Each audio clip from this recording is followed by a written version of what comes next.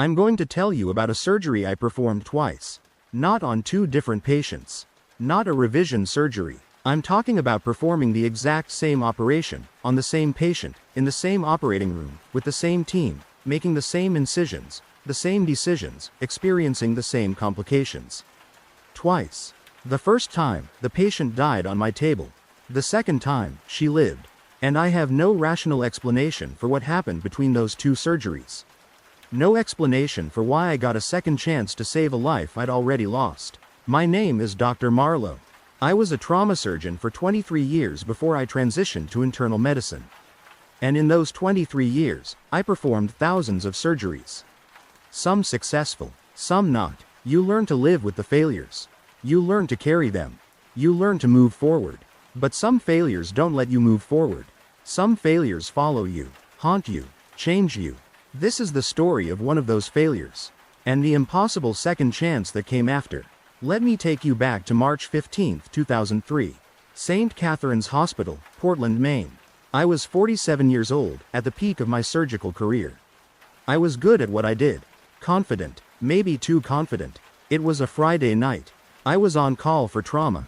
Around 11 p.m., the ER called up to the surgical floor. Motor vehicle accident, single car, 26-year-old female driver. Critical condition, massive internal bleeding. They were bringing her straight to the OR. I scrubbed in. My team assembled. The anesthesiologist was Dr. Robert Chen, one of the best I'd ever worked with. My surgical resident was Dr. Sarah Mitchell, third year, sharp, competent. 2 OR nurses, both experienced. We'd worked together dozens of times. The patient was wheeled in. Her name was Emma Hartley, 26 years old, kindergarten teacher. She'd been driving home from a friend's house when her car hit a patch of black ice, went off the road, rolled 3 times. No seatbelt. She was unconscious, intubated. Her vitals were crashing. Blood pressure 70/40 and dropping. Heart rate 140. She was bleeding out internally. We got her on the table. Robert pushed medications to keep her stable. I made the initial incision. Midline laparotomy, standard approach for abdominal trauma. The moment I opened her abdomen, I knew we were in trouble. Blood, massive amounts of blood. Her peritoneal cavity was full of it. I couldn't even see the organs initially. Just blood. I started suctioning, called for more units of blood. O negative. We needed to transfuse her while we worked. As I cleared the blood, I found the source. Her spleen was completely ruptured. Shattered, really. There was no saving it. It had to come out. But that wasn't the only problem. Her liver had a deep laceration. Grade 4, maybe grade 5. It was bleeding heavily, and there was damage to her portal vein. I made the call. Remove the spleen first. Control the splenic bleeding. Then address the liver. Sarah assisted perfectly. We got the spleen out in 15 minutes. Controlled that bleeding. But the liver was another story. The laceration was deep. I packed it with surgical sponges, applied pressure, but the bleeding wasn't stopping. The portal vein injury was worse than I thought. Robert called out her blood pressure. 60/30, 50/20. She was crashing. I made a decision. I had to clamp the portal vein temporarily. Stop the bleeding long enough to repair the vessel. It's a dangerous move. Cut off blood supply to the liver. You've got minutes before permanent damage sets in. But I didn't have a choice. I placed the clamp. The bleeding slowed. I worked fast. Dissected down to the injury. Prepared to repair the vein. And that's when everything went wrong. Her heart stopped. Flatline. Robert called it immediately. We started chest compressions. Sarah took over while I kept working. We couldn't stop now. If we stopped, she was dead anyway. I repaired the portal vein. Removed the clamp. The liver started bleeding again, but less now. Controllable. I could work with this. But her heart wasn't restarting. Robert pushed epinephrine. Pushed it again. We shocked her. Once. Twice. 3 times. Nothing. I kept working. Finished the liver repair. Controlled all the bleeding. Her abdomen was clean. The surgery was technically successful. But her heart wouldn't restart. We worked for 40 minutes. Chest compressions. Medications. Defibrillation. Everything in our protocol. At 12:47 a.m., I called it. Time of death. 12:47 a.m. March 16, 2003. I stood there at that table, hands covered in her blood, looking down at Emma Hartley's body. 26 years old, kindergarten teacher, dead. Sarah closed. I pulled off my gloves. Walked out of the OR. Went to the waiting room where Emma's parents were sitting. I told them their daughter was gone. Explained what happened. Explained that we'd done everything we could. The injuries were too severe. The bleeding too massive. Sometimes, there's just nothing we can do. Her mother collapsed. Her father caught her, held her. They didn't scream, didn't cry. They just held each other in that awful, terrible silence. I went home that night and didn't sleep. I kept replaying the surgery in my mind. Every decision, every move, wondering if I'd done something wrong. If I'd missed something. If there was a moment where I could have saved her. I couldn't find one. I'd done everything right. Textbook trauma surgery. Sometimes, patients just don't make it. The injuries are too severe. The body gives up. That's what I told myself. That's what I had to believe to keep functioning. I went back to work Monday morning. Saw patients. Did my rounds. Went through the motions. But Emma Hartley stayed with me. Her face. Her parents' faces. That moment when I called the time of death. Tuesday, I was in my office doing paperwork when I got a page from the trauma call. Motor vehicle accident. Critical condition. Female patient. They were bringing her to the OR. I headed down. Scrubbed in. My team assembled. Robert was on anesthesia again. Sarah was my resident. Same 2 OR nurses. The patient was wheeled in. And my blood went cold. It was Emma Hartley. Same face. Same body. Same 26-year-old woman I'd operated on 4 days ago. The woman I'd watched die on my table. I stood there, frozen. Staring at her. This wasn't possible. Emma Hartley was dead. I'd pronounced her dead. I'd told her parents she was dead. Sarah looked at me. Asked if I was okay. I didn't respond. I just kept staring at the patient on the table. Robert started calling out her vitals. Blood pressure 70/40. Heart rate 140. The exact same numbers from Friday night. I looked at the chart. Emma Hartley, 26 years old. Motor vehicle accident. Same injuries. Same mechanism. Everything identical. Sarah asked me again if I was okay. Asked if I wanted her to take the lead on this one. I shook my head. Forced myself to focus. I'd operated for 23 years. I could do this. Whatever this was. I made the incision. Same midline laparotomy. Opened her abdomen. Blood. Massive amounts. Her peritoneal cavity full. Exactly like before. I started suctioning. The sense of déjà vu was overwhelming. I'd done this. I'd seen this. Every detail was identical. I found the ruptured spleen. Shattered. Just like before. Found the liver laceration. Grade 4. Deep. Bleeding heavily. Portal vein injury. This was the same surgery. The exact same surgery I'd performed 4 days ago. But that was impossible. Emma Hartley was dead. I'd lost her. This couldn't be the same patient. It had to be someone who looked like her. Same name. Same injuries. Incredible coincidence. But as I worked, I knew.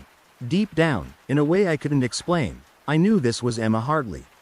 The same Emma Hartley. And somehow, impossibly, I was getting a second chance. I removed the spleen. Sarah assisted. We worked in perfect sync. Just like before. Then the liver.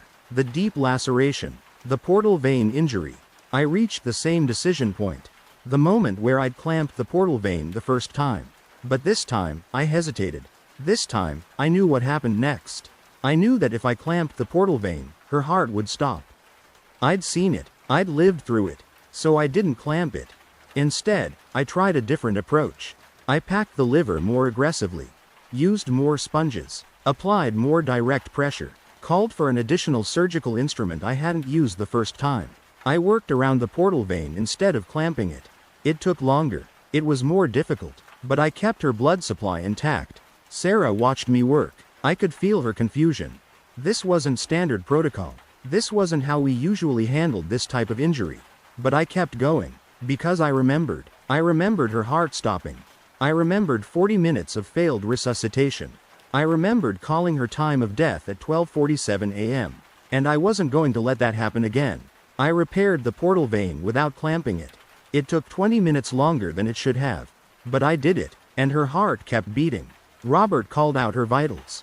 Blood pressure stabilizing. 80/50, 90/60, 100/70. Her heart rate was coming down. 120, 110, 100. She was stabilizing. I finished the liver repair. Controlled all the bleeding. Checked every vessel, every organ. Everything was clean. The surgery was successful. And her heart was still beating. I closed her abdomen, layer by layer. Sarah assisted. Robert managed her anesthesia. At 1:15 a.m., we wheeled her out of the OR. She was stable. Vitals normal. She was alive. I pulled off my gloves. Walked out of the OR. Stood in the hallway outside, just breathing. Trying to process what had just happened. Sarah came out after me. Asked me if I was all right. Said I seemed off during the surgery. Said I'd done some things she didn't understand, but it had worked, so maybe I could explain my thinking later. I told her I was fine. Just tired. It had been a long case. She nodded and left. Robert came out next. Said good work. Said that was a tough save, but we'd pulled it off. I went to the waiting room. Emma's parents were there. Same parents. Same faces. Sitting in the same chairs where I told them their daughter was dead 4 days ago. Except they didn't recognize me. They looked at me like they'd never seen me before. I told them Emma had made it through surgery. She was critical but stable. The next 24 hours would be crucial, but she had a chance. Her mother cried. Her father hugged me, thanked me, said I'd saved their daughter's life. I stood there, accepting their gratitude, wondering if I was losing my mind. I went back to the ICU. Checked on Emma. She was intubated, sedated, but her vitals were stable. Brain activity normal. All signs pointed to recovery. I pulled up her chart on the computer. Read through her admission notes. Motor vehicle accident, March 15, 2003, 11:14 p.m. Same date, same time, same everything. But there was no record of a previous surgery. No record of her dying. Nothing about Friday night's operation. I searched the hospital database. Looked for any Emma Hartley admitted in the past week. Found only this one. This admission. This surgery. I checked the OR logs. Looked for my surgeries from Friday night. Found a different case. A routine appendectomy. Not Emma Hartley. No trauma. Nothing. Friday night's surgery didn't exist. According to every record in the hospital, I'd never operated on Emma Hartley before. This was the first time. But I remembered. I remembered every detail, every decision, every moment of that first surgery. The moment her heart stopped. The 40 minutes of failed resuscitation. Calling her time of death at 12:47 a.m. I remembered her parents' faces when I told them she was gone. The way her mother collapsed. The silence. I remembered all of it. But none of it had happened. Not according to any record. Not according to anyone else's memory. I went home that night and pulled out my personal logbook. I kept detailed notes on every surgery I performed. Patient name, date, procedure, outcome. I flipped to March 15, 2003. Found my entry. Emma Hartley, 26 years old. Exploratory laparotomy, splenectomy, liver repair. Time of death, 12:47 a.m. I'd written it down. The failed surgery. Her death. I'd documented it. But the hospital had no record of it. Nobody else remembered it. I was the only one who knew Emma Hartley had died. And somehow, impossibly, I'd gotten a second chance to save her. Over the next week, I visited Emma every day. Watched her recover. She was extubated on day 3. Breathing on her own. Talking. Asking questions about what happened. I told her about the accident. The injuries. The surgery. She listened. Thanked me. Said she was grateful to be alive. I wanted to tell her. Wanted to explain that this was the second time. That I'd lost her before. That I'd been given an impossible chance to change the outcome. But I didn't. Because how could I? How could I explain something I didn't understand myself? Emma was discharged 2 weeks later. Full recovery. She went home with her parents. Went back to teaching kindergarten. Went back to her life. And I went back to mine. But everything had changed. I became obsessed with that surgery. With understanding what happened. I read everything I could find on déjà vu, on temporal anomalies, on alternate timelines. I talked to psychiatrists, to physicists, to anyone who might have an explanation. Nobody did. Most people suggested I dreamed the first surgery. Stress-induced false memory. Trauma from losing a patient. My brain creating a memory that never actually happened. But I knew better. I had my logbook entry. I remembered details no dream could create. The exact placement of every clamp. The exact appearance of every injured vessel. The exact words Robert said when he called her time of death. I knew it had happened. And I knew, somehow, impossibly, I'd been given a second chance. But why? Why me? Why Emma? Why that surgery? I never found answers to those questions. And eventually, I stopped looking. Because the answers didn't matter. What mattered was the outcome. Emma Hartley was alive. She'd been dead, and now she was alive. And I'd been given the opportunity to change that outcome. Over the years that followed, I kept track of Emma. Not in a creepy way. Just checking in occasionally. I knew her parents. They'd send Christmas cards. Updates on Emma's life. She got married in 2007. Had twin daughters in 2009. Kept teaching. Kept living. A full, beautiful life. A life she shouldn't have had. A life that, in some version of reality I can't explain, she didn't have. I retired from trauma surgery in 2011. Transitioned to internal medicine. Calmer work. Less intense. Less chance of losing patients on the table. But I never forgot that night. Those 2 surgeries. The impossible second chance. And I've spent the years since wondering if it happened to other surgeons. Other doctors. Other people in other professions. Do we all get moments where reality resets?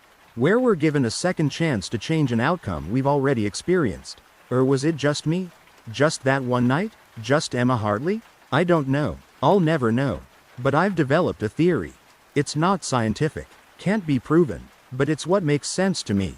I think that sometimes, when a decision point is significant enough, when the outcome is devastating enough, when the universe recognizes that something went wrong in a fundamental way, it gives us a do-over. Not always. Not often. Maybe only once in a lifetime. Maybe less. But sometimes, impossibly, we get a second chance. A chance to make a different decision. A chance to change the outcome. A chance to save a life we've already lost. And maybe, just maybe, the universe gives us just enough memory of the first attempt to help us succeed the second time. That's what I choose to believe happened that night. Emma Hartley was meant to live. Her death was wrong. A mistake in the fabric of reality itself. And somehow, that mistake was corrected. I was given the memory of the failed surgery so I could make different decisions the second time. So I could save her. But there's another possibility. One that keeps me awake at night. One I've never fully reconciled. What if the first surgery was the real one? What if Emma Hartley did die on my table on March 15, 2003? What if everything that came after, the second surgery, her recovery, her life, what if all of that is the dream? What if I'm still standing in that OR at 12:47 a.m., calling her time of death, and everything since has been my mind's way of coping with the loss? A detailed, elaborate fantasy where I got a second chance and saved her? How would I know the difference? How would anyone know the difference between a second chance and a comforting delusion? I can't answer that. I don't think anyone can. All I know is that Emma Hartley is alive. Or she's dead. One of those realities is true. And I've lived both of them. I performed that surgery twice. Lived through both outcomes. And I carry both memories with me. The surgery where I lost her. And the surgery where I saved her. 2 versions of the same night. 2 versions of the same patient. 2 versions of the same me. And I have no way of knowing which version is real. Maybe they both are. Maybe reality isn't as fixed as we think. Maybe every significant decision creates a branch, a split, a different timeline. And maybe, just once in my life, I got to see both timelines.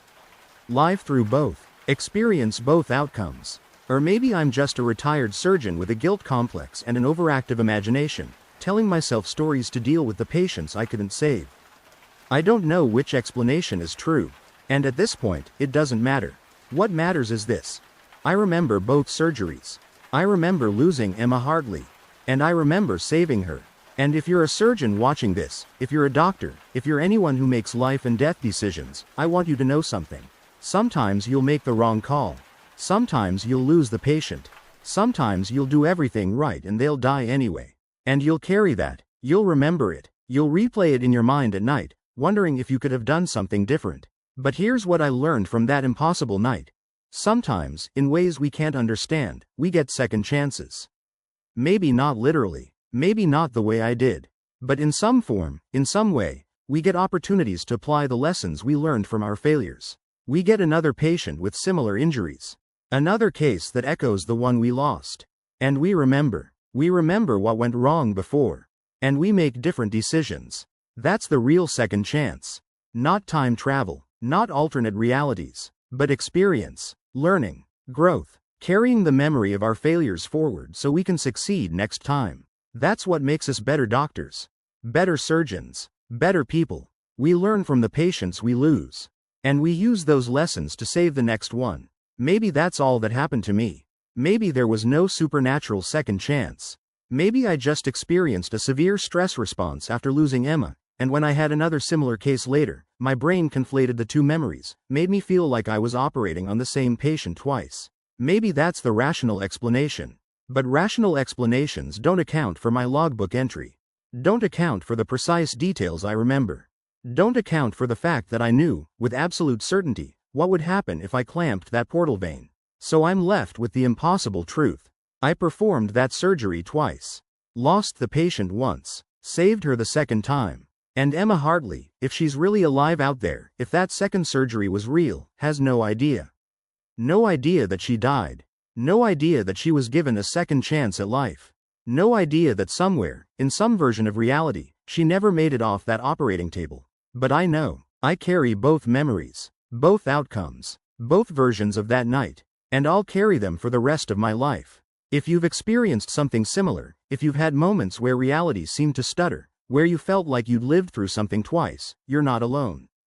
These experiences are rare, but they're real. Or they feel real, and maybe that's the same thing. If you're fascinated by the boundaries between memory and reality, by the strange moments where time seems to loop or repeat, by the impossible second chances that sometimes appear in life, subscribe to this channel. There are more stories, more cases that challenge everything we think we know about the nature of reality.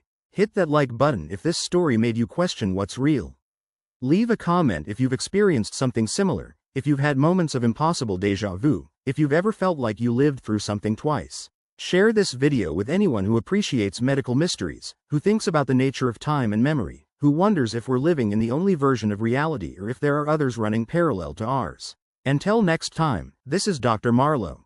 Stay curious, stay questioning, and remember, sometimes the most important lessons come from the surgeries we never officially performed. The patients we never officially lost. The second chances that exist only in our memory.